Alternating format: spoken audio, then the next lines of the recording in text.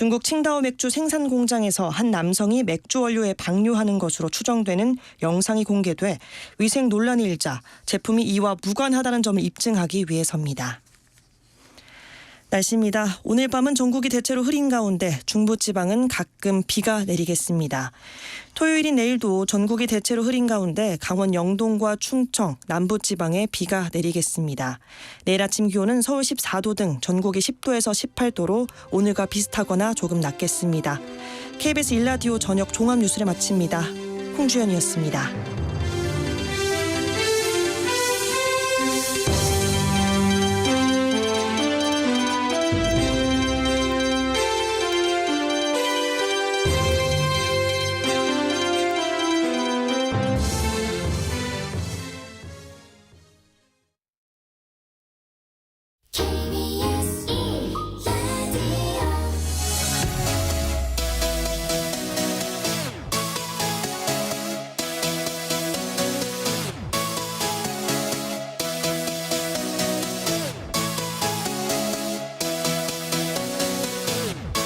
KBS 열린 토론.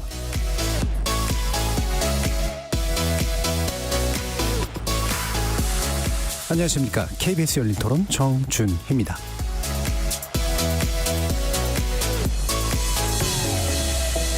KBS 열린 토론, 오늘은 미디어 비평 코너 좋은 언론, 나쁜 언론, 이상한 언론, 종이 잡지를 주제로 이야기 나눠볼 예정입니다.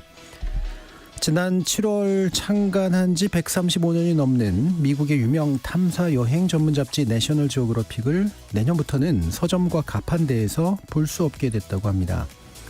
인쇄 매체의 쇠퇴와 디지털 뉴스의 부상 등을 이유로 종이 잡지 생산 중단 결정을 내렸기 때문인데요. 이와 같은 이유로 국내에서도 폐간 수술을 밟은 유명 잡지들이 적지 않죠. 자, 그런데 이런 종이 잡지만을 모아 판매하는 서점이 있다고 하네요. 온라인 또는 오프라인 구독 서비스에 여러 글로벌 기업들과 협업도 하고 있는 종이 잡지 클럽이 그 주인공인데요.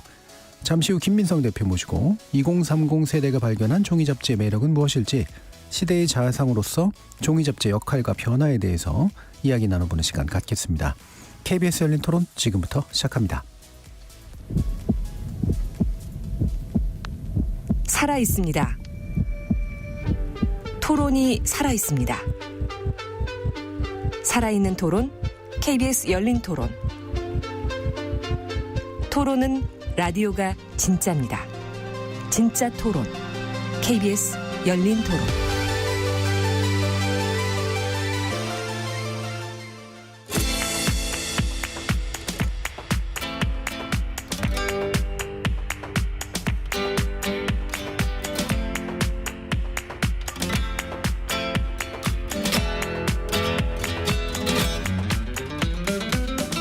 좋은 언론, 나쁜 언론, 이상한 언론?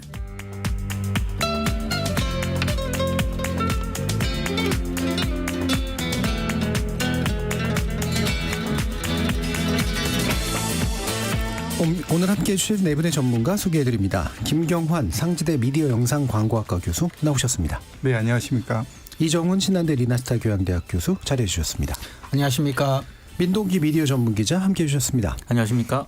자, 그리고 김민성 종이잡지클럽 대표 자리해 주셨습니다. 네, 안녕하십니까. 문자로 참여하실 분은 샵 9730으로 의견 남겨주십시오. 단문은 50원, 장문은 100원의 정보 이용료가 붙습니다. KBS 모바일 콩과 유튜브를 통해서도 무료로 참여하실 수 있습니다. KBS 일라디오의 모든 프로그램은 유튜브를 통해서도 함께하실 수 있습니다. 여러분의 많은 관심과 참여 부탁드리겠습니다. 자, 오늘 이제 매번 새로운 매체 영역들하고 좀 연관된 분들을 손님으로 모시고 있는데, 오늘은 김민성 대표를 모셨습니다. 종이 잡지 클럽에 대해서 일단 소개를 한번 들어봐야 될 것 같네요. 네, 뭐 사실 저희 그냥 이름 그대로 종이 잡지 클럽이란 이름 그대로 종이 잡지만 다루고, 또 사람들이 모이니까 이제 클럽이라고 해서 종이 잡지 클럽이라고 할 수 있겠고요. 지금은 이제 서울에는 합정동, 그리고 제주에는 건입동, 이렇게 두 공간을 운영하고 있습니다. 저희 공간이 이제 다른 서점들이랑 좀 다른 점이 있다면 약간 좀 읽는 경험을 판매한다, 약간 이렇게 좀 생각해 주시면 되고요.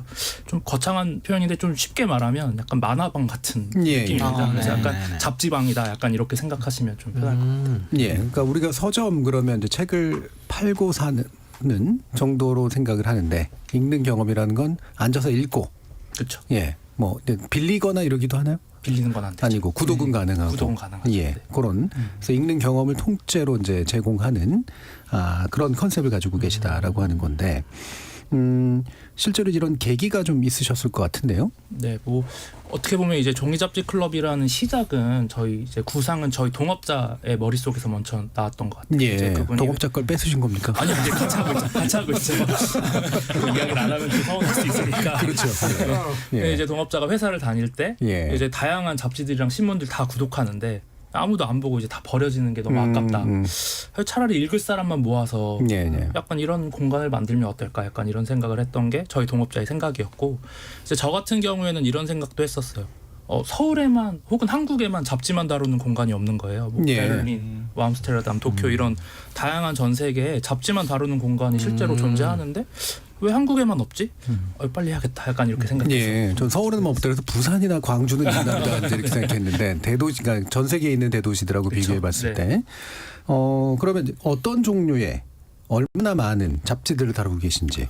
합정동 같은 경우에는 한 500종에서 600종 정도 예. 그리고 이제 한 제주 같은 경우에는 한 300종 정도를 다루는 것 같아요. 예. 그리고 국내를 막론하고.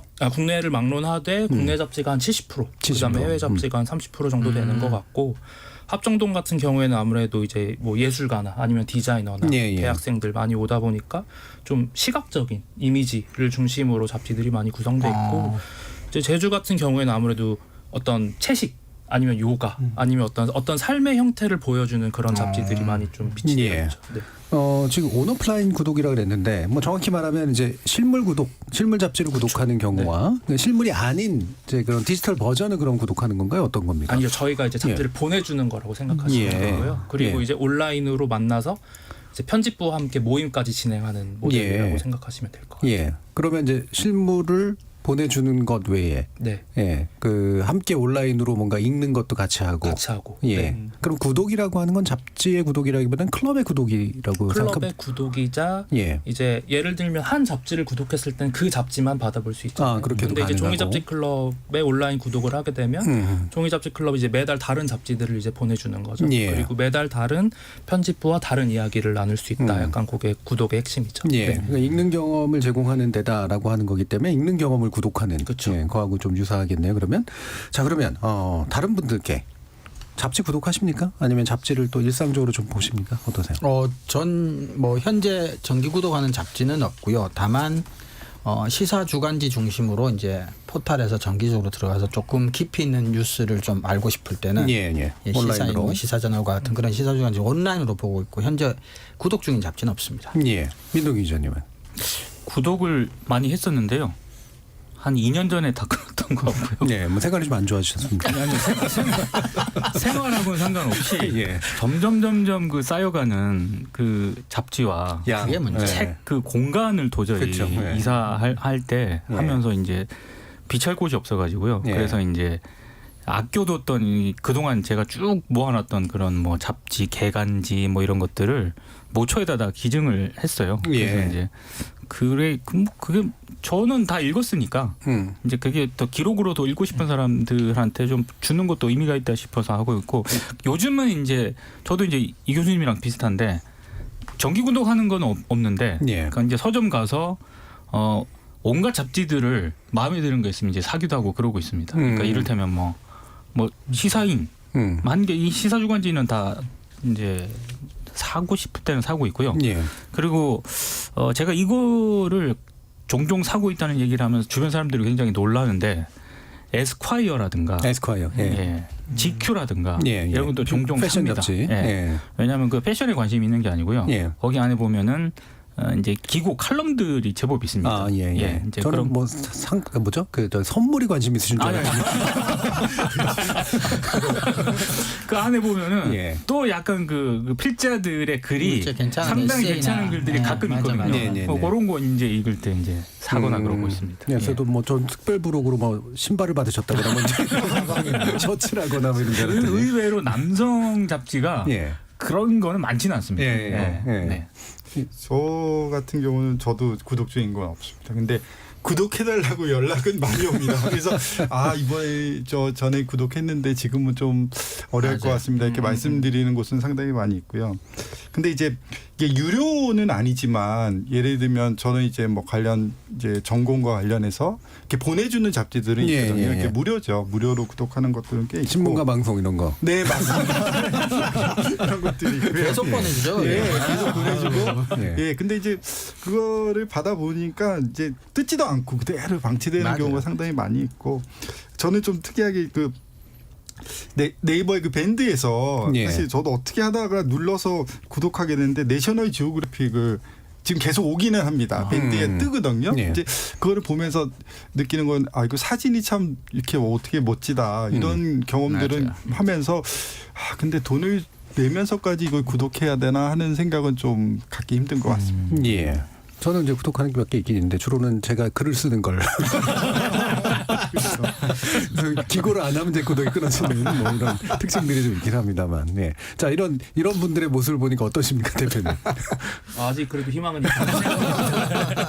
아니 궁금한 게 그 많나요? 오시는 분들이? 오시는 분들이 많죠. 네.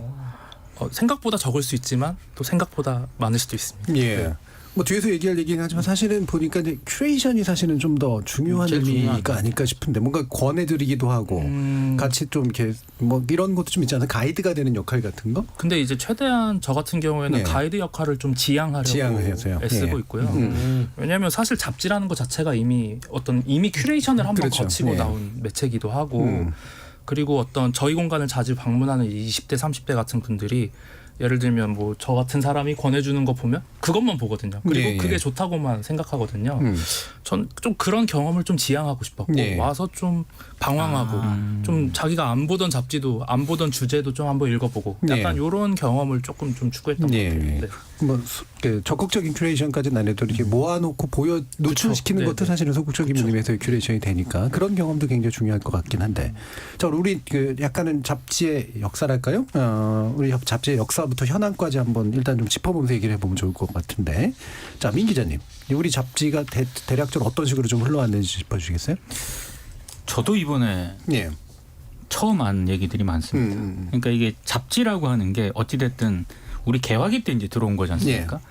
그러니까 이게 서구의 어떤 그런 요즘 이런 단어 잘 안 쓰는데 약간 신문화 뭐 신문물. 이런 신문물 이런 개념으로 도입이 됐고요.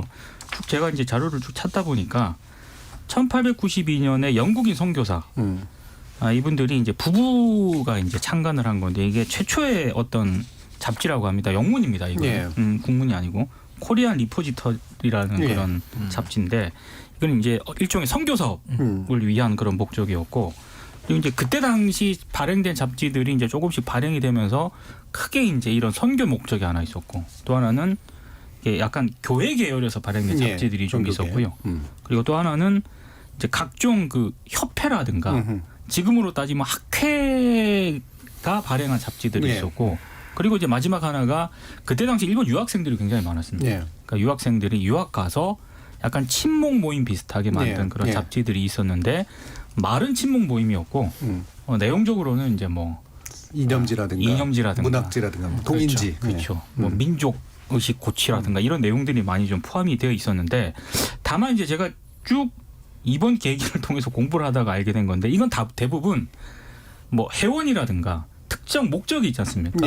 뭐 종교라든가 이런 목적이 있는데 요즘식으로 말하면 정말 그 대중들을 상대로 한 그런 잡지는 최남선 씨 있지 않습니까? 최남선 씨가 일본 유학을 하다가 갑자기 이제 귀국을 하거든요. 귀국을 해서 1908년 11월에 소년이라는 그런 잡지를 창간을 합니다. 그리고 시를 쓰죠. 근데 그 소년이라는 잡지가 다른 잡지와는 다르게 뭐 학회지, 학술지, 회원 내부 이런 소통 이런 게 아니라 정말로 요즘처럼 정말 그 익명의 독자 대중을 상대로 한 잡지였기 때문에 요즘으로 말해서 정말 그 대중 잡지였던 시초다 뭐 이런 평가를 좀 하고 시장에 있는 독자들을 대상으로 한 본격적인 잡지. 그렇습니다. 뭐 그런 얘기들이 있습니다.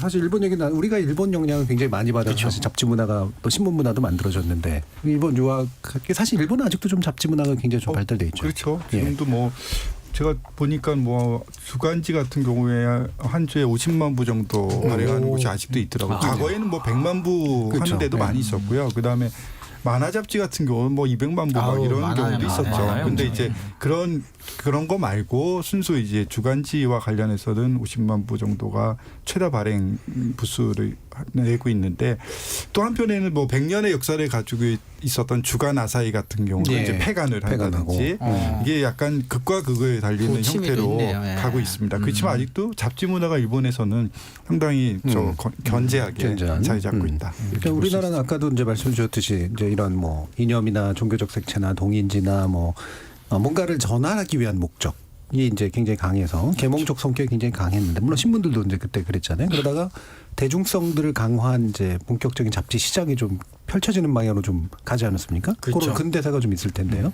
그 아무래도 이제 그 일제 강점기 시대 방금 말씀해 주셨지만 20, 30년대 이제 잡지가 전성기를 1차적으로 맞았다라고 보통 하는데 이제 여러 가지 조금 역사적인 상황이 있습니다. 그러니까 한국 조선은 이제 전통적으로 지식인들이 과거를 예. 통해서 이제 정치라고 이제 뜻을 펼친다고 보통 이야기를 하죠. 근데 일제 강점기가 됐으니까 지식인들이 자신의 뜻을 펼칠 만한 공적 공간들이 이제 없어진 거죠. 그래서 할 말 많은 그리고 뭔가 뜻을 펼치고 싶은 사람들이 이제 주로 신문이나 잡지 출판 쪽으로 많이 가서 네. 일반 대중들을 상대로 자신의 뜻을 펼치고 말을 하고 그러니까 일단 컨텐츠를 생산해 줄 수 있는 사람들이 이제 많이 생긴 거죠. 과거 같았으면 벼슬 했을 만한 사람들, 지식인들. 그리고 상황도 나라를 잃어버린 상황이기도 하니까 그리고 아까 서구의 신문물이라고 했지만 제국주의 시대라고 하는 것들이 사실은 예. 이제 점령을 당하는 나라 입장에서는 서구의 것들이 이제 많이 좀 들어오고 그럼 새로운 것들에 대한 호기심도 많이 생기고 그러니까 수요 공급 이런 모든 면에서 사실은 일제 강점기라고 하는 게 좀 잡지가 번창할 수 있는 좀 시기적인 그런 접합지 역할이 됐었다. 그리고 이제 두 번째로 다시 잡지가 조금 이제 살아나는 게 이제 50년대 말 60년대 들어서면서 또 그때 우리나라에서 또 잡지들이 많이 발간되고 뭐 썬데이 서울 등을 비롯해서 굉장히 선정적인 주간지도 그 당시 많이 그래서 이제 기본적인 문예지나 뭐 이런 것들 있으면서도 그렇게 선정적인 상업적인 그런 것까지 해서 60년대도 아마 그런 것들이 있었을 것 같아요. 이제 전쟁 끝나고 뭐 저 국가 주도로 경제나 사회를 이렇게 부흥시키고 뭔가 나라를 새로 이제 세워야 하는 그런 조건 속에서 대학생들도 많이 생기기 시작하고 지식인들도 그렇고 그때 또 우리 선배 정도 되는 이제 본격적으로 미국이나 영국 뭐 또는 일본에서 유학하고 들어온 학자들 교수들도 그때 막 생기기 시작하니까 대학도 많이 커지고 그래서 이때도 또 다른 의미에서 했던 잡지 새로운 지식에 대한 수요 이런 것들이 굉장히 많았고 또 신문을 비롯해 출판이 이제 본격적으로 산업화를 시작한 단계에서 아까 제가 선정적인 잡지도 얘기했지만 그래서 산업적인 측면에서도 뭐 이런저런 여러 가지 시도들이 좀 있었고 그래서 그때는 뭐 사상 같은 굉장히 이념적인 정치적인 잡지에서부터 썬데이 서울 같은 아주 선정적인 잡지 여기까지 다양하게 60년대는 그렇게 또 펼쳐졌던 그런 시대죠. 그래서 계몽적인 차원 이제 시대적인 요구 이런 것들을 잡지들이 좀 많이 받아 안아서 그렇게 성장했던 그런 역사들이 좀 있습니다. 그러니까 굉장한 계몽성 또는 어떤 이념성 또는 뭐 어떤 목적지향적인 측면도 있었고 또 정반대에서 완전히 대중적이고 완전히 재미와 흥미 위주의 것들이 사실 그만큼 이제 잡지장이 그만큼 컸다라고 커졌다는 거죠. 보여주는 건데 선배까지는 아니지만 우리 선배 정도 되시는 이제 저 같은 경우에 이 잡지 하면은 사실은 어렸을 때 그 만화 잡지 있잖아요. 보물섬. 그런 거를 많이 봤던 기억이 나고 또 대학교 가서는 뭐 창작가 비평 같은 그런 게 있어요. 창비가 또 있었고 또 그 당시에 또 한참 유행했던 게 대학생들이 무슨 미국의 타임지나 천번이 뒷주머니 그거를 끼고 다니는 게 저거 다 읽었나 정말 읽을 수 있나 뭐 이러면서 입학하면 보통 1년 구독을 하죠. 네, 맞습니다. 학생 식당에 그 판매하는 아저씨들이 항상 계셨잖아요. 맞아요. 그렇게 하고 좀 지나서는 한 90년대쯤 됐을 때는 막 여성 잡지나 이런 게 나오면서 잡지보다는 거기에 딸린 부록을 사기 위해서 뭐 들어올 때 사와라 뭐 이런 그 기억들이 있습니다. 그래서 잡지에 관해서는 상당히 그 앞에 말씀하신 이정훈 교수님 얘기하신 거 외에도 좀 뭐 70년대 후반 80년대 90년대 또 다른 트렌드가 맞습니다. 있지 않았나 이런 생각이 듭니다. 자 이렇게 쭉 이렇게 도입해서 뭐 계몽지 시대를 거쳐서 대중지의 시대를 가서 사실 산업적으로 굉장히 흥했던 잡지인데 사실 대표님 같은 경우에는 그 잡지가 흥했던 세대는 아니었을 것 같은데. 네. 예. 근데 그 앞에 있는 잡지들도 막 어떻게 찾아보시고 막 그러셨나요? 어떠셨어요? 찾아보진 않아. 타임지 한 1년 정도 뉴요커도 한 1년 정도 구독했던 예. 것 같고 그렇습니다. 그럼 잡지에 대해서 개인적으로도 잡지를 읽는 걸 좋아하셨나요? 예전부터? 원래 저는 그냥 읽는 걸 되게 좋아했던 사람이고 그러면서 종이잡지 클럽 하면서 잡지가 정말 아직 괜찮구나 라는 생각까지 이어지게 됐죠. 예. 뭐 그럼 먼저 한번 들어보죠. 이게 어떤 잡지를 좋아하시게 됐거나 좋아하셨어요? 제가 일단 가장 기억에 남는 잡지 중에 하나는 사실 종이잡지 클럽 하면서 예. 이제 저희 회원분이 만든 예. 잡지였어요. 예. 이제 그분은 사실 잡지에 대해서는 아무 관심도 없고 별로 이제 아무것도 아는 것도 없던 분인데 그냥 종이잡지 클럽에 한 달, 두 달, 세 달 사부작 다니시더니 잡지를 만들어 보고 싶다고 하면서 예. 자기가 살고 있는 그런 지역 소식지를 만들기 시작한 거예요. 그러면서 갑자기 언론에 인터뷰도 하고 잡지 우수 사례로 상도 받고 그런 걸 보면서 한 사람의 삶이 이렇게 잡지를 통해 갖고 또 바뀔 수도 있구나 약간 예. 이런 생각도 개인적으로 했던 것 같아요. 동업자하고 대표니까 한 세 사람은 바뀌었네요. 확실하게 그렇죠. 그렇게 예. 확실하게 3명은 바뀌었죠. 네. 그렇게 해서 회원이신 분이 오히려 이제 나중에 만든 잡지가 이제 되게 인상적이고 좋은 잡지였군요. 다른 분들도 이제 막 좋아하셨던 잡지 같은 거 어떤 거 있어요? 그러니까 저는 왜 그랬는지 모르겠는데 제가 이제 20대나 이럴 때 보면 참 이상한 풍토가 있었습니다. 예. 약간 일종의 이제 약간 대립구도 비슷한 거 있지 않습니까? 그러니까 이를테면 그때 월간 말지가 있었고, 예. 네, 월간 그 사회평론 길이 있었습니다. 그래서 약간의 정파적 성향도 좀 들어가고 말지를 보는 예. 사람과 길지를 보는 사람 간의 치열한 예. 토론이 있었고요. 또 하나는 이제 개간지 중에 아까 창작가 비평 말씀하셨잖아요. 제가 또 20대 때는 또 당대 비평이라는 당대 비평. 예. 그 이상하게 창작가 비평하고 당대 비평 보는 그룹 사이에 뭔가가 또 있었고 예. 또 이제 영화 잡지가 굉장히 유행했지 않습니까? 근데 시내 21이라는 그 잡지 주간지를 보는 쪽이 있었고 월간 키노. 그 월간 키노라는 정말 강력한 팬덤을 바탕으로 한 어떤 그 묘한 갈등이 있었거든요. 예. 저는 이제 그런 어떤 분위기 속에서 20대를 보냈던 것 같습니다. 예. 특별히 좋아한 걸 얘기하지는 않고 이렇게 대립한 걸 얘기를 해요. 저는 이제 그 중에서 저는 이제 여러 가지를 봤는데 제가 마음에 좀 갖고 이제 쭉 가졌던 거는 일단 아까 말씀드린 저는 말보다는 길이었고 창비보다는 당대 비평이었고 그리고 이제 저기 시내 21이었습니다. 예. 키노보다는. 예. 대충 계열이 나오긴 하는데. 예.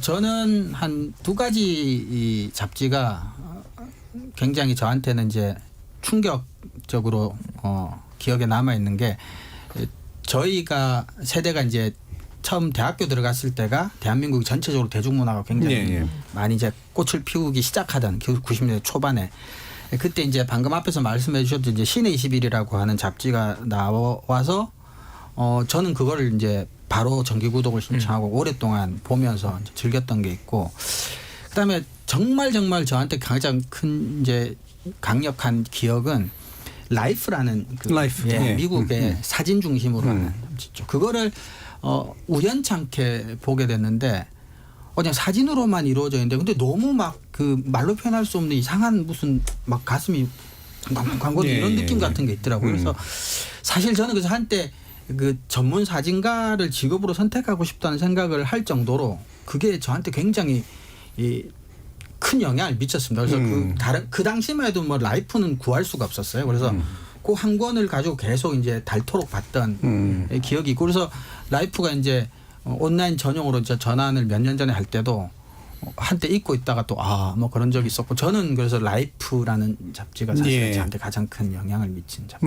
아까 보물섬 얘기하셨던 김경수 가장 제 기억에 남는 잡지는 보물섬이죠.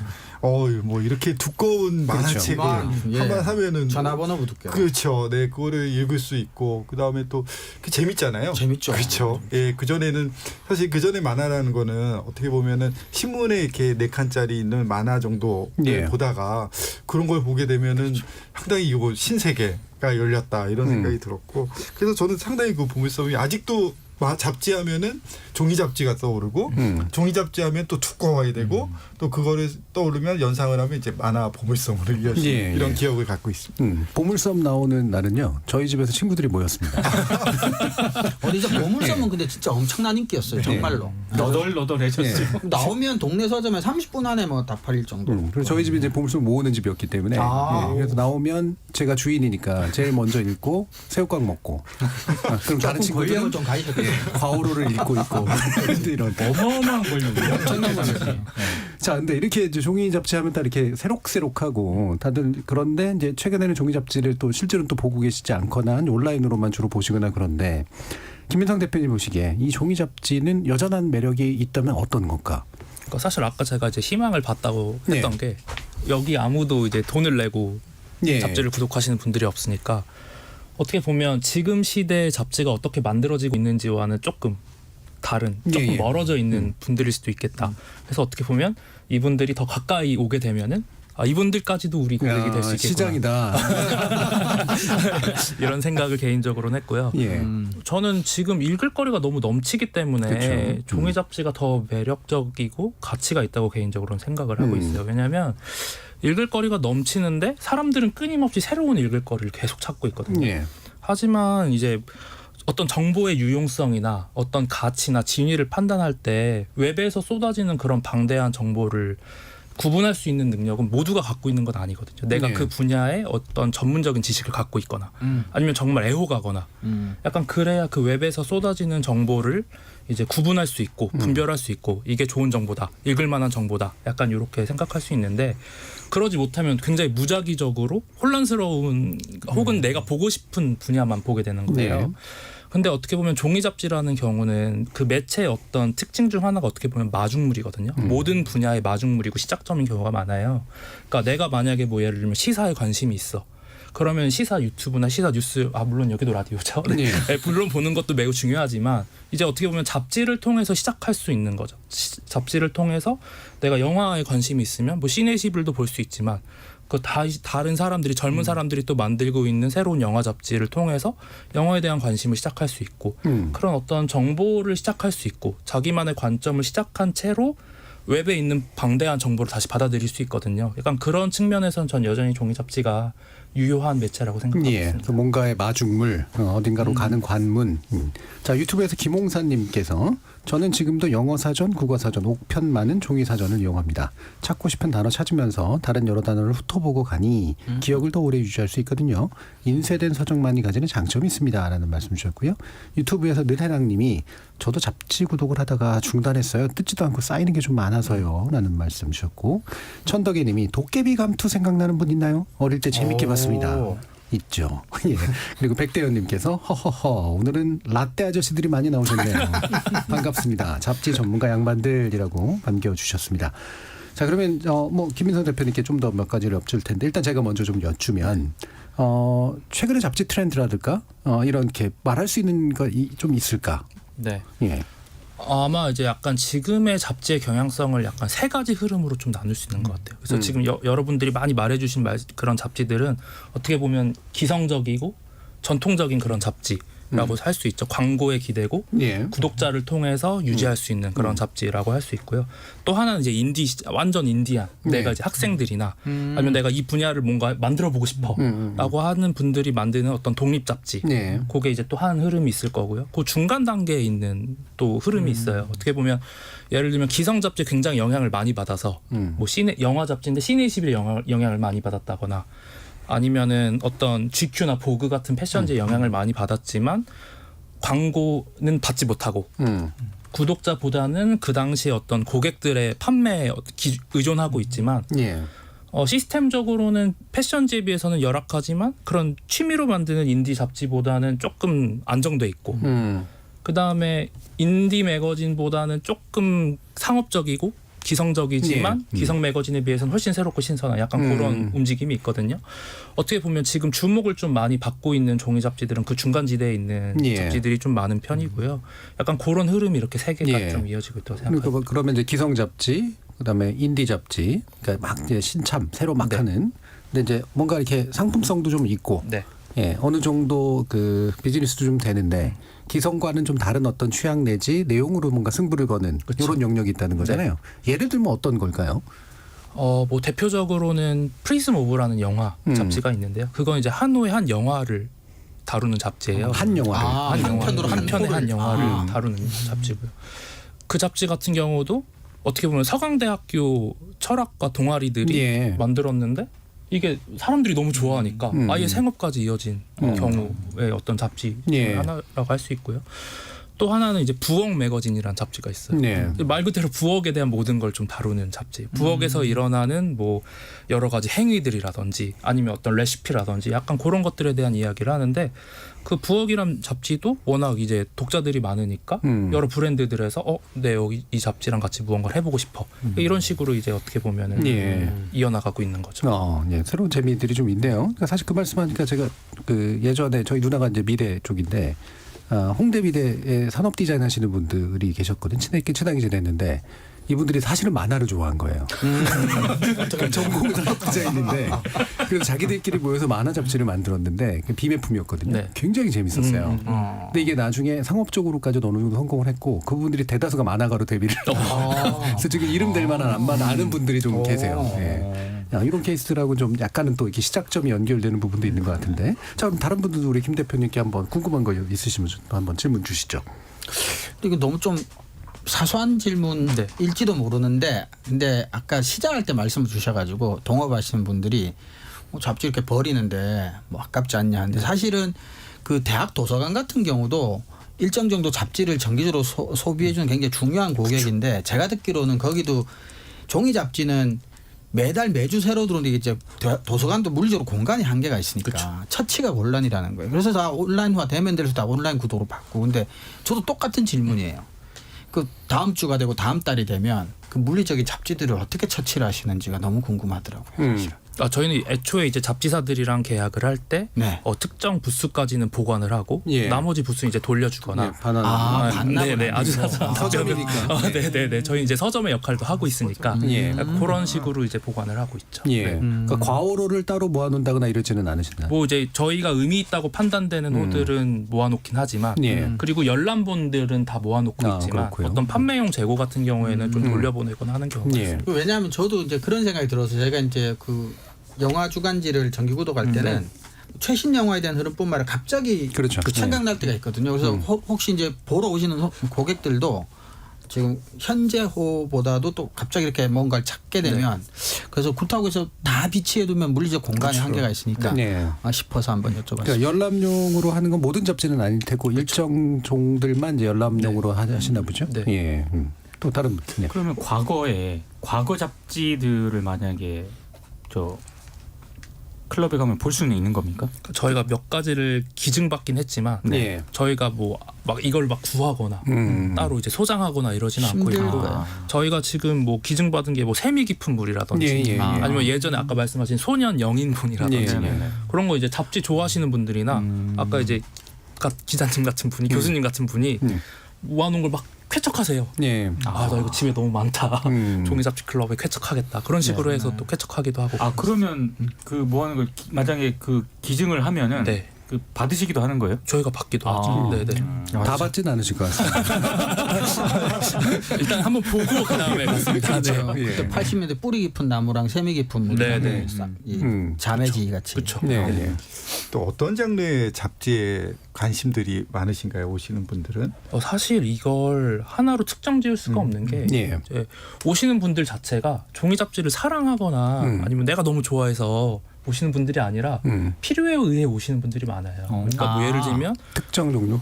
그러니까 예를 들면 이제 한 기업에 한 대리나 사원 정도 되시는 분들, 예. 뭔가 프로젝트를 만들어야 되는 사람들, 혹은 이제 대학생들, 예. 아니면 이제 취업 준비생이나 이제 막 이제 사회에 나가야 되는 경력고 여성분들이나 약간 이런 분들이 특정 분야에 대한 리서치 목적 같은 게 정보 있으신가요? 아카이브 같은 정보의 아카이브를 하고 약간 내가 필요한 정보를 빨리 습득해서 다시 사회로 나가야겠다. 약간 혹은 새로운 프로젝트를 만들어야겠다. 이런 분들이 오기 때문에 유튜브나 인터넷에는 깊이가 얕은 정보밖에 없으니까. 그렇죠. 네.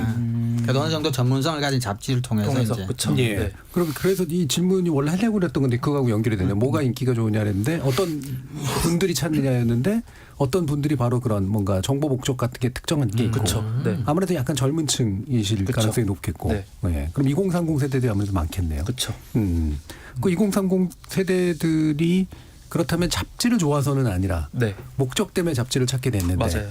그러다가 다시 잡지가 좋아서로 바뀌게 되는 경우들이 아까 같은 케이스 같은 게 좀 있나요? 아까 같은 케이스도 있고 이게 결국엔 저는 읽다 보면 사고 싶고 그게 또 이제 잡지가 갖고 있는 매체의 장점이 뭐냐면요. 그 호를 꼭 사지 않아도 내가 그 잡지를 한번 읽게 되면 최신호가 나오면 이번에 한번 사봐야겠다. 약간 이런 생각을 하기도 하고요. 예. 그렇게 자꾸 읽다 보면 또 만들어지고 싶기도 한 것 같아요. 그래갖고 실제로 저희 종이잡지 클럽을 통해서 잡지를 한번 만들어봐야겠다라고 예. 생각하고 잡지를 만드시는 분들도 좀 있고 어떻게 보면 이제 진행자분께서 말씀하신 것처럼 처음에는 목적에 의해서 왔지만 그게 읽는 경험이 쌓이고 어떤 애독자가 되는 약간 그런 경험으로 이제 변환되는 약간 그런 경우가 좀 많았던 것 같아요. 잡지를 만들기도 한다고 말씀을 하셨잖아요. 네네. 그럼 만든다는 게 구체적으로 어떤 의미인가요?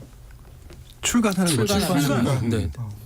상업용으로. 그러니까 네. 대신에 이제 어떤 전통적인 의미의 뭐 1000부를 뽑는다거나 2000부를 뽑는다거나 그런 건 당연히 아니죠. 이제 한 뭐 100부 이하라든지. 예, 그러니까 완전한 대중시장을 목적으로 한다기보다는 그렇죠. 같이 보시거나 또는 여기에 빛을 해서 하거나. 예, 네. 보실 분들이 좀 있으면 보는 아마 그런 형태인 것 같은데 그러면 제가 문득 드는 생각이 이른바 이제 와인 같은 거 보면 와인 샵이 또 되게 중요한 역할을 네. 하잖아요. 예, 어느 정도 컬렉션도 만들고 이제 그렇죠. 권유하기도 하고 물론 이제 직접 권유는 안 하신다는 건 잘 말씀해 주셨는데 이런 잡지를 이렇게 딱 이렇게 목록들을 만들어 놓고 구독하게 만드는 것들의 종들이 조금씩 바뀌기도 하고 아마 그럴 것 같은데. 네, 맞습니다. 예, 그렇게 네. 뭔가 계속 선별을 하실 것 같은데. 네. 예. 그렇게 선별을 하고 있고 그런 선별을 해야 할 수밖에 없는 이유. 그러니까 아까 제가 말씀드린 것처럼 어떤 기준이나 어떤 큐레이션이라는 걸 너무 제한적으로 두지 않으려고 하는 대신에 제가 갖고 있는 생각 중에 하나는 들어오는 모든 무작위적인 매거진을 다 읽어야 된다가 이제 예. 저희가 갖고 있는 생각 중에 하나고 그게 또 잡지가 할 수 있는 매체기도 한 게 잡지는 발췌독이 가능하거든요. 그러니까 잡지는 모든 텍스트를 다 읽을 필요가 없고 예. 내가 넘겨보다가 이거 사진 좋은데? 아니면 뭐 인터뷰 재밌는데? 약간 이러면은 그 하나의 인터뷰 혹은 하나의 이미지만 봐도 그 잡지의 전체 맥락을 어느 정도 이해할 수 있거든요. 예.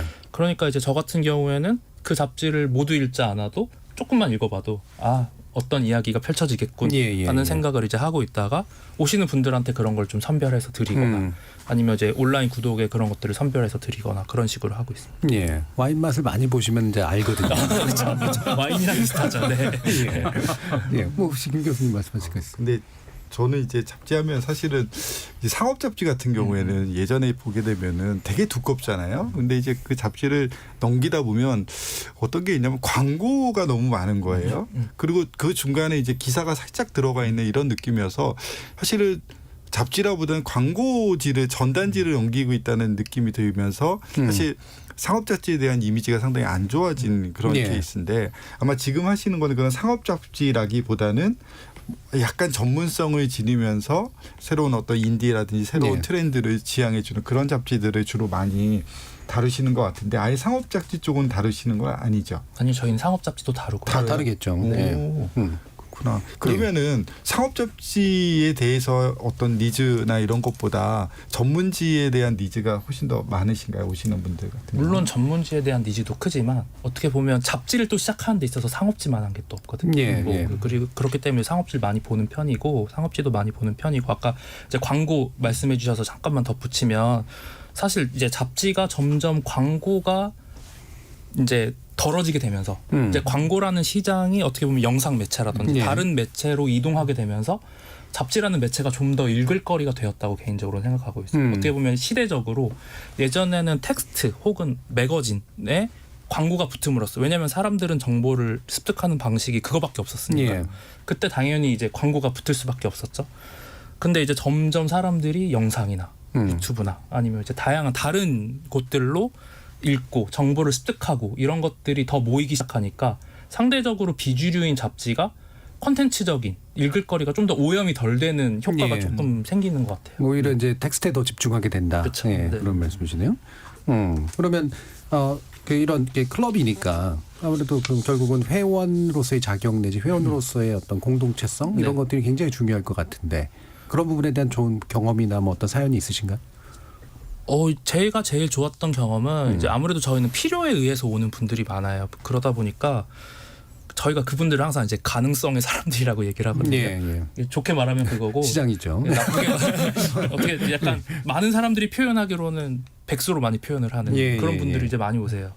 근데 그런 분들이 오셨다가 한동안 이제 안 오시다가 막 쪽지나 선물 같은 걸 이제 들고 오셔갖고 와 종이잡지 클럽 덕분에 취업했다 이런 식으로 해갖고 오시는 거예요. 예. 그런 경험이 꽤 많거든요. 그러니까 그러면 저는 그걸 볼 때마다 물론 이분들이 엄청 애쓰고 당연히 노력했으니까 예. 취업에 성공하고 또 객관적으로 보면 이분들이 이제 막 시작점에 선 거잖아요. 예. 그럼에도 불구하고 종이잡지 클럽이라는 공간이 혹은 종이잡지라는 매체가 이런 역할 누군가를 시작점으로 올리는 역할을 할 수도 있구나 약간 이런 경험을 한 게 개인적으로는 가장 좋았던 경험입니다. 네. 그러니까 뭔가 이제 커리어를 시작하도록 만들어주는 어떤 일종의 사다리 역할 같은 네. 것들 하면 이런 것도 굉장히 중요한 의미가 있네요. 자, 정세영님께서 정보 목적으로 오는 2030이 많다니 의외입니다. 읽는 경험 좋은 거죠. 라는 말씀 주셨고요. 남기현님께서 뿌리 깊은 나무가 폐간되고 새로 세미 깊은 물이 창간된 것으로 알고 있습니다. 그래서 아마 공존했다기보다는 연속으로 이제 이어지는 그런 개념이었다라는 의견을 주셨네요. 그 정신을 이어받았다라는 그런 말씀이시죠. 예, 사실 이 뿌리 깊은 나무는 굉장히 중요한 잡지인데, 그렇죠? 저도 보진 않고 걸려 있는 것만 보던 그런 잡지입니다. 제 세대가 바로 요 윗세대가 이제 또 보시던 잡지들이니까. 자, 우리 오늘 열린 토론에서 이 잡지에 관련된 특히나 종이 잡지라는 그 물질성을 가지고 있는 어떤 매체에 대한 이야기를 좀 나눠보고 있는데요. 일부는 이 정도에서 정리하고 또 이어지는 2부에서 좀 더 풍부한 이야기 나눠보도록 하겠습니다. 여러분은 지금 KBS 열린 토론과 함께하고 계십니다.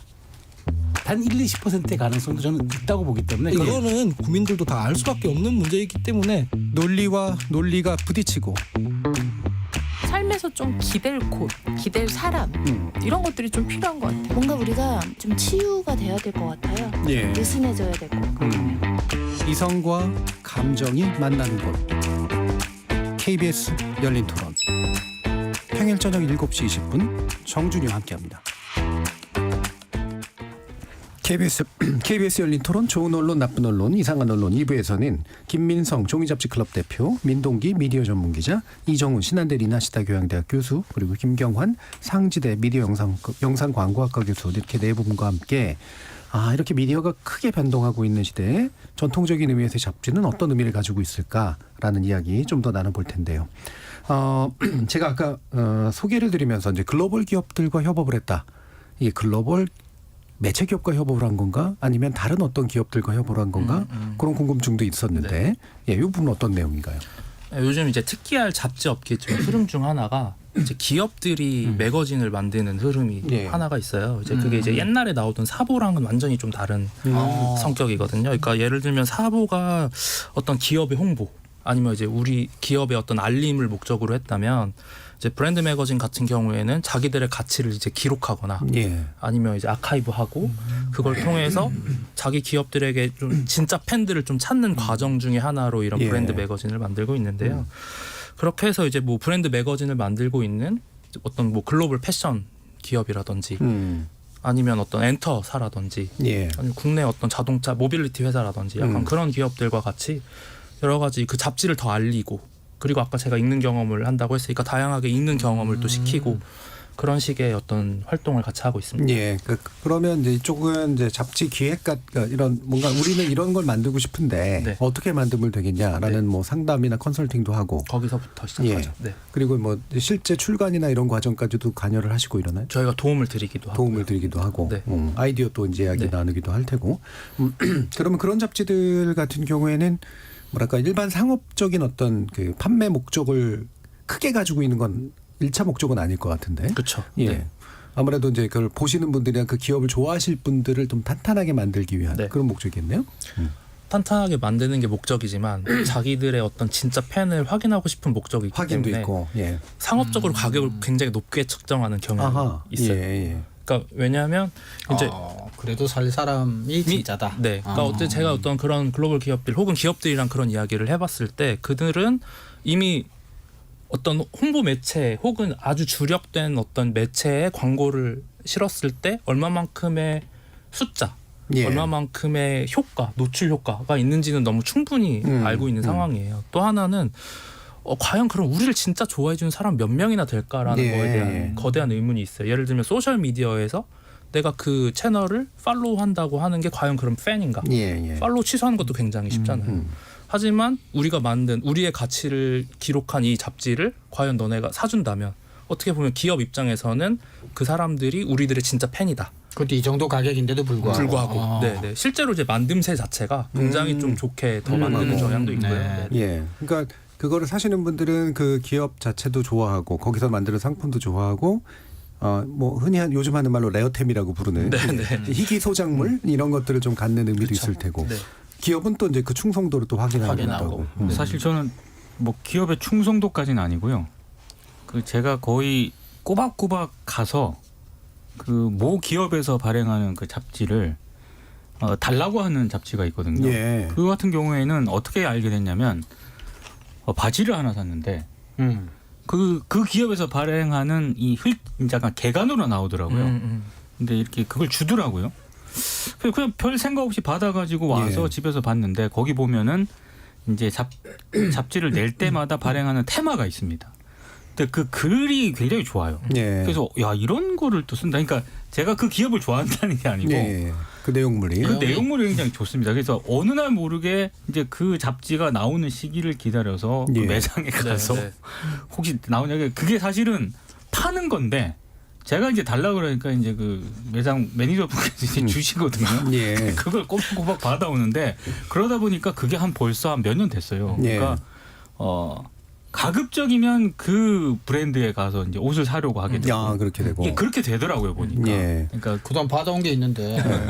집에 이만큼 써 있습니다. 그것도 원래 지금 기자 신분을 이용해서 뭐 할인 쿠폰 같은 그런 게 아니고.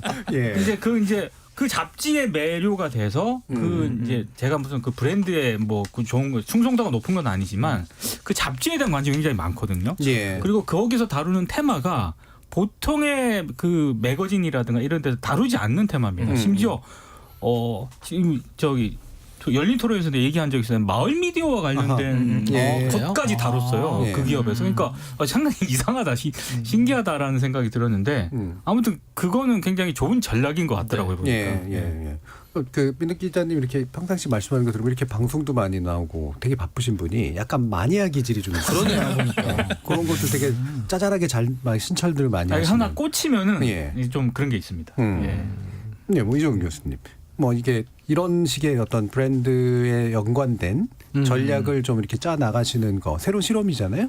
그래서 저는 솔직히 좀 상상하지 못했던 일이에요. 그러니까 기업들이 이제 그렇게까지 고급하게 잡지를 만들어서 그렇게 한다라고 하는 건 사실은 그래서 어떻게 보면 저는 사실은 일반적으로 보면 이제 학자 입장에서는 잡지는 사실상 조금 기성 매체 중에서 가장 먼저 사라져가고 있는.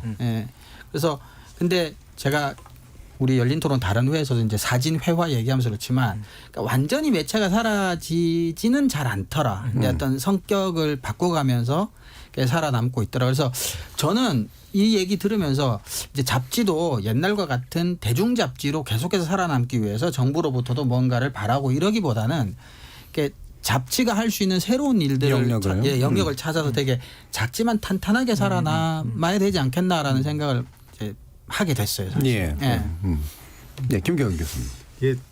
사실 이제 예전에 보면은 이제 의학 전문 잡지 같은데 보면은 거기에 이제 자동차, 그러니까 해외 명품 자동차, 비싼 자동차, 그다음에 뭐 골프 관련 제품들을 이제 광고를 많이 실어서 후원을 하는 경우들이 많이 있었거든요. 근데 이제 요즘 같은 경우에 보면은 이제 광고의 홍수, 뭐 정보의 홍수 이런 과정 속에서 사실 어떤 브랜드 이미지가 되게 중요한 그런 제품들 같은 경우는 사실은 좀 더 고급스럽게 그다음에 고급 잡지를 표현하는 거. 그러니까 우리 상품을 사주세요 뭐 이런 것들이 아니라 자연스럽게 우리 제품에 대해서 브랜드 이미지 가치를 높일 수 있는 방법으로서 상당히 좀 최근에 관심이 많은 것 같고 해외 같은 경우에도 보면은 이런 식의 어떤 그 명품 브랜드와 아주 고급 잡지가 같이 콜라보레이션을 해가지고 어떤 그 뭐 이벤트나 행사를 열어가지고 자연스럽게 잡지 회원들을 초대한다든지 또는 이런 어떤 관련된 행사를 하는 형태로 해가지고 많이 하는 추세인 것 같습니다. 아마 그런 것들이 좀 더 발전된 형태로 이렇게 나오고 있지 않나 이런 생각이 들어서 아마 광고를 할 수 있는 디지털 플랫폼이 많아지면 많아질수록 또 한편에 이런 식의 시도가 점점 커지지 않을까. 그런 한 축으로서 종이 잡지가 새로운 돌파구를 찾는 방법으로서 상당히 좋은 방법이 아닌가 이렇게 생각이 듭니다. 예, 뭐 이런 말씀에 대한 의견도 좋고요. 김 대표님께 그러면 또 다른 어떤 종류의 여러 가지 시도들을 좀 많이 해오시고 있는 것 같은데 협업도 굉장히 많은 것 같고 어떤 내용들인지 좀 알려주시죠. 가장 큰 협업 사례 중 하나라고 하면은 저희가 이제 교육회사랑 그다음에 뭐 이제 지역 지자체랑 같이 어떤 구도심에 저희 이제 매장을 확장하는 약간 그런 식의 이제 프로젝트를 했던 게 있죠. 어떻게 보면 똑같은 이야기인데요. 이제 잡지라는 것 자체가 어떤 대중들의 정보 격차를 없애주는데 기여를 하는 매체라는 개인적인 생각을 하는 것과 동시에 서울이 아닌 다른 지역에 그럼 종이잡지 클럽, 종이잡지가 모여있는 공간이 생기면 지역에 있는 예술가 혹은 지역에 있는 청년들이 어떤 그 공간을 활용할 수 있는 스팟으로서 활용할 수 있지 않을까 약간 이런 생각으로 이제 시작이 되었고 그렇게 해서 지금 벌써 이제 한 2년 차, 3년 차 정도를 상업적으로 운영을 하고 있고 실제로 잘 운영되고 있으니까 어느 정도의 가능성은 봤다고 개인적으로는 생각을 하고 있습니다. 그럼 구도심을 이제 또 그 지자체나 이런 데서는 아무래도 뭐랄까 이렇게 좀 새로 살리려고 하는 목적도 있을 테고요. 그리고 그 구도심적인 어떤 분위기가 또 이런 잡지 분위기하고 잘 어울리면 네, 맞아요. 네. 그런 게 이제 되게 잘 협업의 내용이 좋은 내용들이 되고 있네요. 뭐 이런 보신 적은 없으시죠? 네, 이런 사례죠. 네, 저도 솔직히 이 아이템 처음 받았을 때도 만화방 말씀해 주셨지만 저는 잡지를 이런 식으로 할 수 있다는 생각을 정말 상상을 못 해봤었어요, 사실은. 그래서 근데 이 대목에서 이제 약간 다른 얘기일 수도 있는데요. 지금 주간지 시장하고 뭐 월간지는 사실상 제가 봤을 때 이렇게 주간지 시장, 월간지 시장, 이제 개간지도 과거에 비해서 상당히 어렵지 않습니까? 근데 이렇게 잡지에 대한 이 또 밑에서 이렇게 젊은 세대들도 이 클럽을 많이 찾고, 근데 정작 주간지, 월간지, 개간지 시장은 과거에 비해서 완전히 굉장히 어려움을 겪거든요. 이건 간극이라고 봐야 되나 아니면 어떤 다른 어떤 대안 모색이 필요하다고 좀 보시는 건지. 전 한편으로는 이게 시스템 변화에 의한 필연적 결과라고 개인적으로 조금 생각하거든요. 그러니까 그 주간, 월간, 개간지가 퀄리티가 낮아서가 아니라 예전에 어떻게 보면 사실 이 주기성이 3개월, 뭐 월간, 주간이라는 것 자체가 광고 시장이 굉장히 친밀한 그런 형태의 발행이거든요. 주간으로 광고 받을 수 있고 월간으로 광고 받을 수 있고 약간 그런 형태다 보니까 어떤 컨텐츠가 독자를 향해 있다기보다는 어떻게 보면 광고를 어떻게 하면 더 효율적으로 받을 수 있을 것인가. 그리고 이게 상업적으로 커지는 시장 속에서 만들어진 주간지, 월간지, 개간지 같은 경우에는 이미 시스템이 회사화된 거죠. 어떻게 보면은 이 구조를 바꾸기에 너무 어려워진, 움직임이 너무 느려진, 약간 거대해진 약간 그런 시장이 되었기 때문이라고 생각을 하고, 반대로 그 제가 아까 말씀드린 그런 잡지들은 사정이 낮다는 게 아니라 얼마나 열악하냐면 그분들이 만드는 숫자는 한 2명, 3명 이하인 경우가 많아요. 그러니까 편집장이 발행인이고 발행인이 마케터인 경우가 많거든요. 그러다 보니까 현실적으로는 열악하지만 움직임이 굉장히 빠를 수 있는 거죠. 굉장히 어떤 독자를 컨텐츠가 독자를 바라볼 수 있고 좀 더 빠르게 현실을 붙잡을 수 있고 약간 그런 부분에서의 차이가 좀 있는 것 같습니다. 그러면 이제 사실 아까 뭐 쭉 나온 얘기들인데 한편으로 놀랍기도 하고 또 한편으로는 이제 뭐 예를 들면 기존의 매체들이 쓰는 방법이라고 하는 게 결국에는 기존에 잘하던 걸 계속 잘하려고 하는데 광고 더 따려고 하고 구독자 더 얻으려고 하고 그러다가 안 되면 정부한테 손 벌려가지고 또는 지자체한테 손 벌려서 우리 좀 살려주세요 이렇게 얘기하고. 근데 되게 이제 그렇게 안 돼 하면은 당신들은 문화적이지가 않아 뭐 이렇게 이제 얘기하는 방법 보통 대응을 하잖아요. 이 산업이 좀 그럴 수밖에 없는 면들은 있는 것 같은데 지금 추구하시는 방향은 뭔가 이제 그런 계열들은 좀 아니신 것 같은 느낌은 좀 드는데요. 이런 공공기관이나 또는 국가가 그래도 뭔가 정부나 이런 데서 해야 될 일도 좀 있어 보이기도 하고. 예산 삭감도 좀 되잖아요. 관련 예산. 이게 좋게 받아들일 수는 없을 것 같은데 어떤 생각이신지. 그러니까 사실 저는 이제 잡지라는 매체에 좀 재정의가 필요하지 않나 이런 생각을 개인적으로는 좀 갖고 있어요. 왜냐하면 예산은 삭감됐지만 예산이 삭감되기 전에도 이제 제가 말씀드린 어떤 중간지대나 이제 막 잡지를 만드는 사람들한테까지는 사실 지원 사업이 다 이어지지는 않았거든요. 어떻게 보면 아까 말씀해주신 그런 기존의 전통적인 잡지 시장에 수혜가 많이 갔던 것도 사실이고요. 그러다 보니까 지원 사업이 삭감되었다고 해서 그런 중간지대에 있는 잡지 혹은 새로 잡지를 시작하고 싶은 사람들이 수혜를 받지 못하니까 큰 차이가 없는 거예요. 사실은. 그래서 어떻게 보면 어떤 잡지라는 매체에 좀 재정의가 좀 필요하지 않나라는 생각을 개인적으로는 좀 하고 있습니다. 예. 그 관련해서 그래서 백종원 한국잡지협회장이 잡지의 날을 맞아서 정부를 향해 이제 3가지 요구사항을 밝혔는데 주간 이상의 정기 간행물을 잡지 범주에 넣어달라. 이게 보통 분들이 느끼기에 이게 무슨 차이인가 이러실 텐데, 그죠? 이게 범주가 어디에 잡지에 들어가냐 그렇지 않냐가 또 큰 차이가 있을 테고, 전자잡지도 정기 간행물로 인정해서 이제 납본할 수 있게 해달라. 이게 이제 도서관이라든가 이런 데하고 관련성이 있고, 그래서 잡지도 도서처럼 소득공제 가능하게 해달라. 이런 것들이 이제 세제나 제도를 좀 개편을 해서 그래도 기본적으로 안정적으로 뭔가 소비되거나 돈을 얻을 수 있는 그런 공간을 좀 더 열어달라라는 의미로 좀 읽히거든요. 왜 이런 주장들이나 이렇게 요구가 나왔는지 일단 좀 설명을 좀 해주시면 좋을 것 같은데.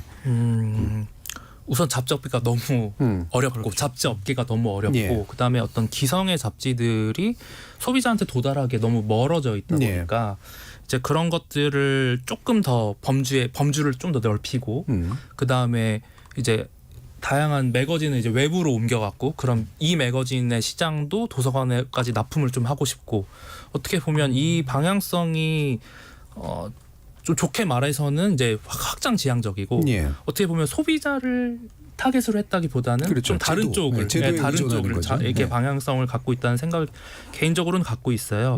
하지만 저는 이런 식의 어떤 요구나 요청이 계속 늘어나야 된다고도 개인적으로 생각하는 게 왜냐하면 만약에 잡지의 어떤 재정의, 범주의 재정의가 된다면 시장 자체가 더 커지는 거거든요. 잡지의 어떤 영토 자체가 커지는 것이기 때문에 어떤 예산이 줄어들거나 혹은 지원 사업이 줄어들거나 이런 거에 있어서는 좀 더 재고해봐야 된다고 생각하고 있습니다. 예. 자, 이런 이제 양면적인 측면들 한쪽에 완전히 의존할 수 없지만 그렇다고 방기하기는 어려운 이런 면들에 대해 지적을 해주는데 어떤 생각이신지 민 기자님의 표정이 심각해지셨습니다.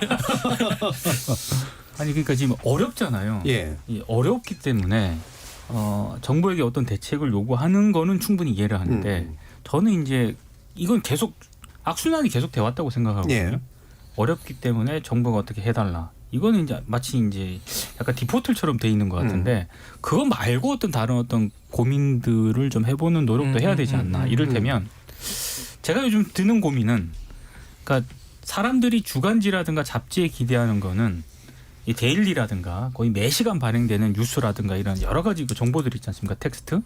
이거와는 조금 다른 어떤 약간의 전문성 이런 거를 기대하는 분들이 굉장히 적지 않을 텐데 지금 우리 주간지라든가 이런 그 월간지는 거의 뭐 찾아보기 힘들지만 아무튼 이걸 보면은 여전히 이제 거의 모든 분야를 다 다루고 있거든요. 이제 이런 시장은 좀 어렵지 않나. 왜냐하면 기대하는 것 자체가 흔히 말해서 일간지와는 다른 어떤 전문성이라든가 깊이를 기대하고 있는데 이를테면 아예 뭐 특정 주간지라든가 월간지 잡지 시대에 있어서의 어떤 종합지적 성격 이런 거는 사실상 수명을 다했기 때문에 그렇다라고 한다면은 어렵다라고 하는 것 외에 정말로 좀 어떤 전환이 좀 필요하다. 왜냐하면 제가 깜짝 놀란 게요. 저는 관심이 없는데 낚시 좋아하시는 분들은 낚시 잡지를 그렇게 많이 보시는 거예요. 탄탄하죠. 굉장히 탄탄합니다. 독자. 이걸 보면서 저는 관심이 없는데 특정 주제에 관심 있는 분들은 정말로 이걸 많이 보시더라고요. 그렇죠. 그러니까 그런 어떤 고민을 같이 병행할 필요가 있지 않나. 뭐 이런 생각을 좀 하게 됩니다. 거의 광고도 아주 탄탄하죠. 아주 탄탄하죠. 정말 딱 매니아만 보고 있는 정말로. 근데 이제 유튜브 음악 같은 걸 보면 요즘엔 이렇게 뭐 잠 안 올 때 듣는 음악 해가지고 딱 모아서 주듯이 사실 어떻게 보면 잡지라는 게 그런 역할을 하는 게 아닌가 싶어요. 큐레이션이거든요. 그러니까 이제 그런 것들을 얼만큼 깔끔하게 신뢰성 있게 큐레이션 해주느냐 이런 게 대단히 중요한 포인트라고 생각이 들고 그런 면에서 잡지의 역할은 좀 갈수록 정보의 신뢰성이 떨어지니까 상대적으로 필요하다 이렇게 생각이 들고요. 그리고 이제 마지막에 이 소득공제를 보면서 약간 든 생각인데 그럼 KBS 수신료도 소득공제 좀 해줬으면 좋겠다라는 거. 또 예. 하나는 우리가 유료 방송 요금도 아직 소득공제가 안 되잖아요. 근데 예. 이제 신문이나 인쇄매체에 대해서 소득공제를 좀 확대해가는 측면도 있는데 이런 어떤 필수적인 어떤 정보의 이용에 관련된 사실 인터넷 같은 경우도 사실 우리가 통신요금 많이 예. 올라가는데 이런 부분도 필수제에 가까운데 어떻게 신문이나 이런 쪽에 어떤 정치권에 영향력을 미칠 수 있는 쪽에는 먼저 소득공제가 되고 그렇지 않은 부분에 국민의 삶의 어떤 필수적인 부분이 된 부분에 대해서 이런 게 안 되는 거에 대해서도 한번 같이 넓은 차원에서 한번 고민을 해봐야 되지 않을까 이런 생각이 예. 듭니다. 그러니까 실제로 이제 그런 자꾸 보조금을 쥐고 사실은 내용을 왔다 갔다 하게 하는 것보다 이렇게 소비하실 분들이 좀 더 이쪽으로 더 많은 소비를 아주 자연스럽게 할 수 있도록 유도하는 게 똑같은 돈을 쓰더라도 사실 훨씬 더 나은 일인데 그런 면에서는 또 의미가 있다고 보시는 거네. 이종규 교수님. 근데 저도 사실은 특히 민 기자님 이야기하고 어느 정도는 좀 유사한 얘기인데 이게 이제 과거에 영상 매체가 없을 때 종이 신문이 짧고 빠른 정보를 주면 잡지가 그걸 일주일 단위나 한 달 단위로 정리해서 깊이 있게 이제 이렇게 생각해서 종합 잡지든 뭐 잡지가 맹위를 떨치던 이런 시대는 사실은 더 이상 갔고 과거에 잡지가 잘 나갔을 때를 기준으로 뭔가 국가로부터 지원을 받아서 그런 시대로 돌아가고자 하는 건 저는 조금 왜냐하면 옛날에 잡지가 하던 많은 기능과 역할들이 이미 영상 매체나 인터넷이 다 하고 있기 때문에 특히 정보만 하더라도 그래서 이제는 아까 낚시 얘기하셨지만 그 잡지는 이제 잡지가 가지고 있는 할 수 있는 이제 특징 중에 하나가 세대든 성이든 이렇게 광고주가 됐든 뭐가 됐든 타겟이 명확한 그리고 니즈가 명확한 특화된 주제별 소재별 그런 식으로 가서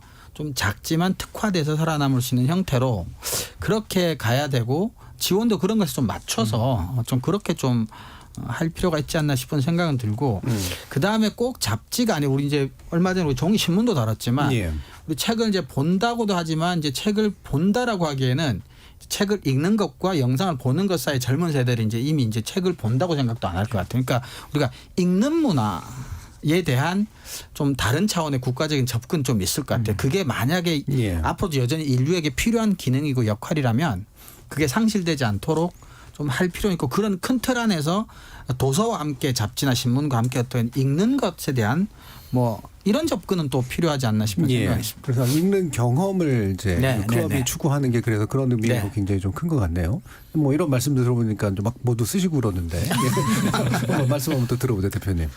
일단 저희가 원래 처음에 시도했던 것 중에 하나가 이제 국내 잡지를 좀 해외에 유통시켜보자 약간 이런 해외 에이전시 역할을 좀 해보고 싶다라는 생각으로 실제로 몇 번 도전을 한 적이 있었어요. 그러니까 근데 그때 조금 가장 이제 그 벽에 가로막힌 게 번역비가 너무 비싸고. 그렇죠. 근데 이제 그 번역 지원 사업이 있지만 이제 저희가 다루고자 하는 잡지들은 그 잡지도 아니고 도서도 아니고 그 어딘가에 머물러 있는 경우가 많았고요. 또 하나는 이제 배송비의 문제가 제일 컸어요.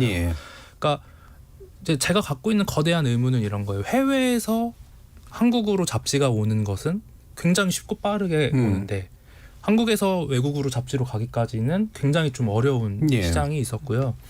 실제로 하지만 저희가 좀 이제 뭐 일본이나 영국 같은 나라들의 국내 잡지 몇 종을 이제 유통을 시킨 경험이 있었는데요.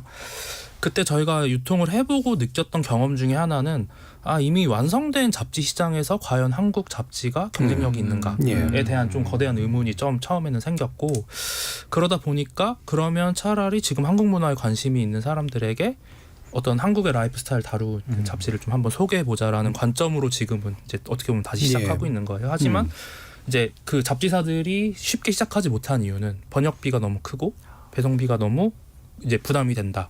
그러니까 어떤 기대하는 것에 비해서 내가 지금 지불해야 될 비용 자체가 너무 크다 보니까 쉽사리 어떻게 보면 전환하기가 굉장히 어려운 부분이 있는 거죠.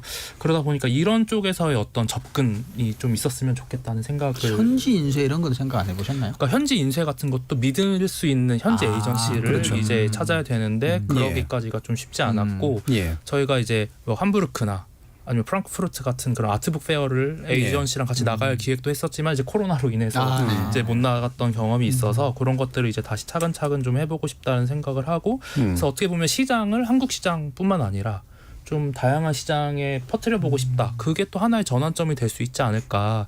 그래서 단순히 한국의 삶, 한국의 라이프 스타일 혹은 한국의 패션이나 언론에 대해서 다루는 게 아니라 더 나아가서 뭐 동아시아 아니면 이제 동남아시아까지, 그러니까 좀 더 이제 확장된 그런 세계를 다루는 잡지가 한국에서 만약에 탄생을 한다면 어떻게 보면 좀 더 읽을 거리가 풍성해지고 어떤 한국에서 만들어지는 잡지의 어떤 생태계가 좀 더 건강해질 수 있지 않을까, 약간 이런 생각을 말씀 나누면서 좀 들었습니다. 예, 뭐 곁다리 얘기긴 합니다만 사실 그 이런 영미권의 그 강한 출판 시장을 가지고 있는 출판사들이 굉장히 좀 뭐랄까요?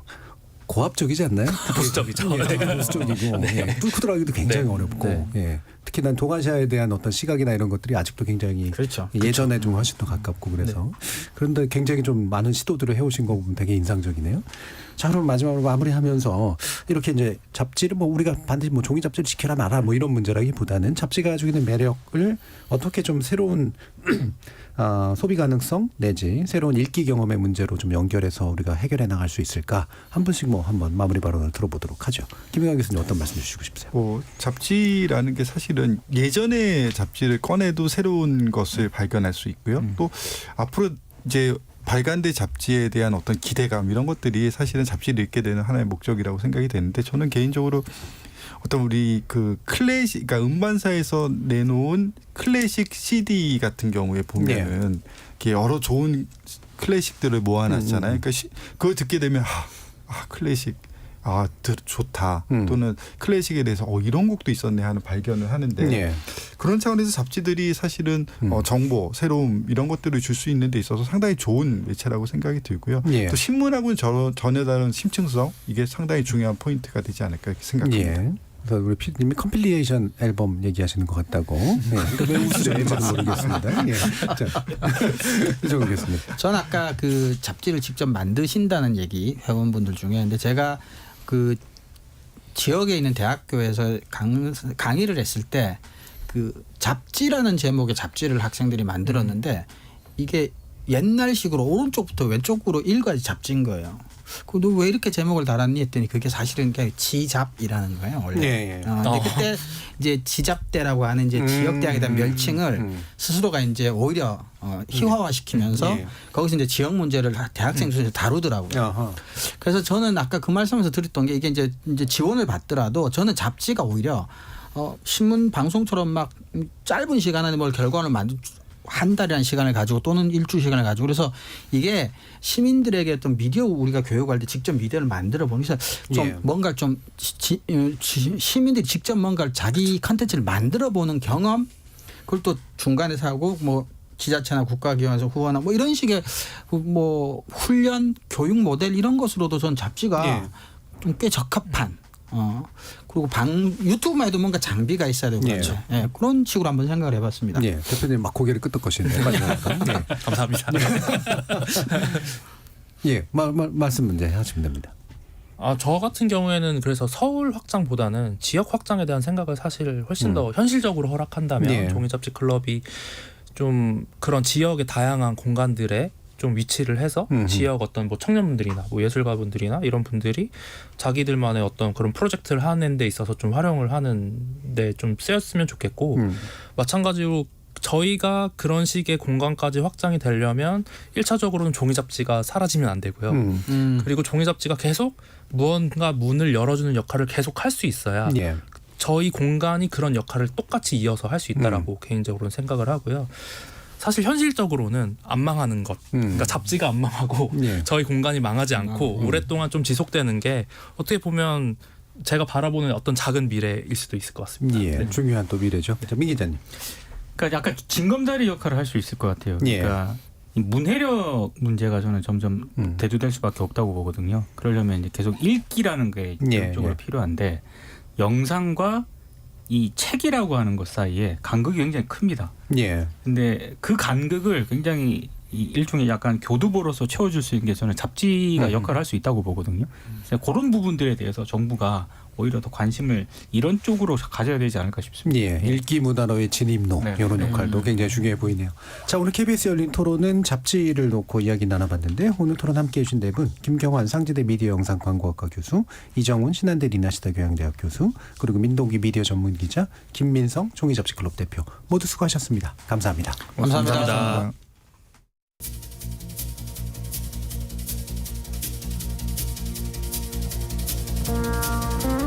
네, 4177님께서 지금 잡지 사러 갑니다라는 그런 답변 주셨는데요. 오랜만에 잡지 사러 서점 가신다고 이런 식의 관문을 가지고 잡지와 읽기 문화 경험으로 나아가는 다양한 포털들이 열렸으면 좋겠습니다.